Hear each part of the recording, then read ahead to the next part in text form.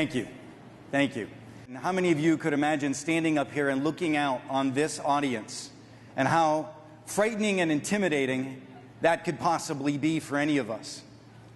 But I gotta tell you, it's actually not as frightening, as intimidating as I might have imagined, because I know for a fact what I'm about to do is the easiest job in the world. It's the easiest job in the world because there isn't anything I'm about to say that you don't know. Because everything that you do and everything this organization does is hardwired to connect and to be successful. Relationships are the core to your success. If you understand what I'm saying, just tell me, I get it. Now, if that's all true, then ultimately the question is, what does that really mean by relationships? Because you've got a powerful company, and you've got a powerful set of individuals sitting down around you. And the reason I wanted to bring these lights up is because what you need to do to be successful in this world is sitting right around you. And I don't know if that emotionally sinks in yet, but if I do anything with you today, I'm going to try to bring that to life for each and every one of you, that everything that you need in these troubled economic times, everything that you need in your personal troubled times, no matter what they are, everything that you need to be the great person that you were put on this planet to do, to be successful, to be powerful, to be your full potential, doesn't actually start and come from internally. It starts and comes from your willingness to let other people in. When I wrote these two books, I wrote them with a very simple message in mind that we're going to talk about today. And the message is very simple, and that it is that you can't get there alone. Let's let that sink in for a second. You can't get there alone. I don't care where there is for you. I don't care what your dreams, your aspirations, your hopes. I don't care what your unique and specific fears are, but no matter where you want or what you want to achieve, it's with and through the people in your life that will happen. But we got a problem. We've got a problem in society that we're now also fixated on having so much to do and so little time to do it. How many people in this room would say that they are slightly, if not significantly, overwhelmed without enough time to do all that you have to do? Just say amen. Amen.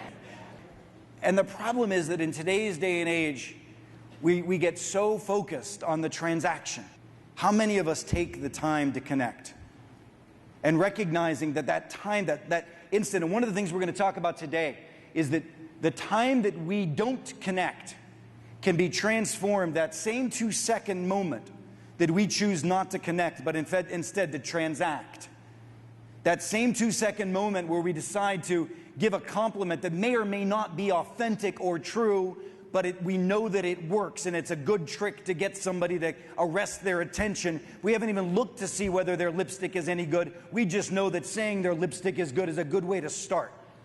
But every moment that we take to transact with your mindset, with your heart, with your decision to not transact, but to connect, with your decision that you want to lead a life a little differently, with your decision that you want to have some moments in your life when you actually exhale, that those decisions in life can go from transaction to transformation. Everything that we do can't be verbal, it's got to be felt. You all have to feel what I'm saying, and you'll never believe it. If I'm going to expect or even hope that when you leave here you do something different, you got to do something different in here and like it and connect with it, and then you're going to say, great, I want to do a little bit more of that. And then at break you're going to start practicing and doing some of it, and then when you're done with break you're going to be doing it at dinner, you're going to go home and you're going to try it a little bit more. So our ability to taste success is the beginning of a transformation, to go from transaction to transformation. So with that in mind, I want you to do something very simple. What I want you to do is I want you to find one person at your table, just somebody you're sitting next to, and I want you to judge them. Oh, come on, come on, come on, come on, come on. Now, Listen. You know what's funny about this murmuring is that if I didn't say that, you would have done it anyway. I'm just giving you permission. What just happened here was what happens typically when you reach out to the world and you're making introductions. Right? Number one, you looked at somebody and you sized them up. You thought to yourself, is this person interesting? Is this person smart? Is this person talented? Does this person have a big stick up their back end? Whatever. You sat back and you judged them. We are all the perpetuators and the victims of prejudice every day. There's not a single person in this room that hasn't been inappropriately prejudged. There isn't a single person in this room that hasn't been the perpetuator of prejudice. Just recognize that every time somebody's in front of you, there is a potential for a soul to touch. And guess whose soul that is? It's not theirs, it's yours. Every time you see somebody, you've got to make a choice to care. You've got to make a choice to care. And oddly enough, relationships in this world is a choice. It's a choice that you can decide right now, the next person that I talk to, I'm going to care. It's that simple. It doesn't take you any longer to choose to care than it did to choose to get that last introduction over with because the guy on stage told me to do it. I want you to go back to that same person that, in a moment, you guys are very quick to act. When I say go, I want you to go back to that same person and I want you to practice a simple exercise. I just want you to look them in the eyes and I want you to say to yourself, I'm going to care. I am going to care. And I guarantee you that simple act of looking at someone's eyes and deciding to care will get you 90% of the way there.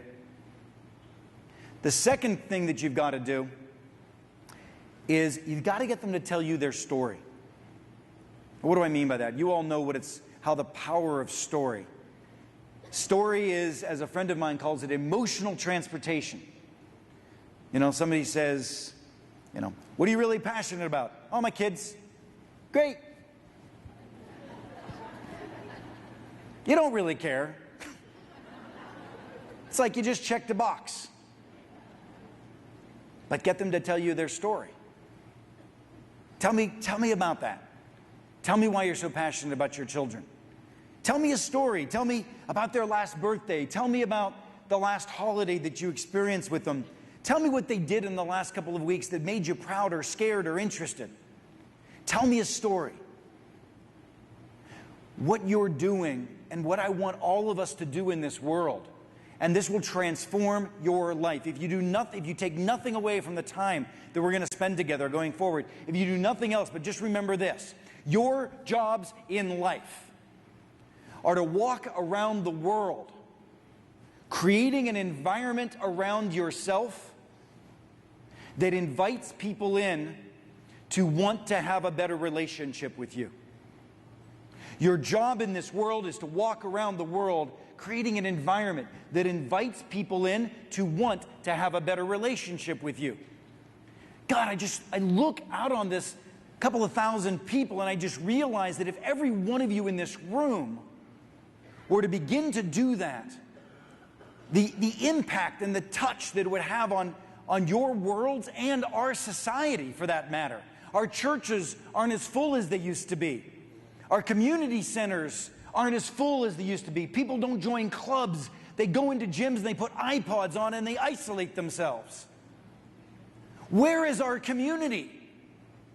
Naturally, as human animals, and we're animals, we are hardwired and designed to work in community. Back in the olden days, they were called tribes. In the way olden days, when it was like 70,000 years ago, and there were only 12 of those tribes in Africa.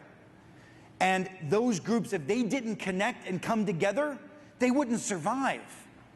As a result, as humans, we are hardwired to our DNA, to our core, to connect, to serve, to help each other be successful, because if we didn't, we were thrown out, we'd be eaten by mountain lions by ourselves. So we got to connect, and we long for it. When you do connect, that's your time that I say you feel an exhale. And somebody actually makes you feel like you belong.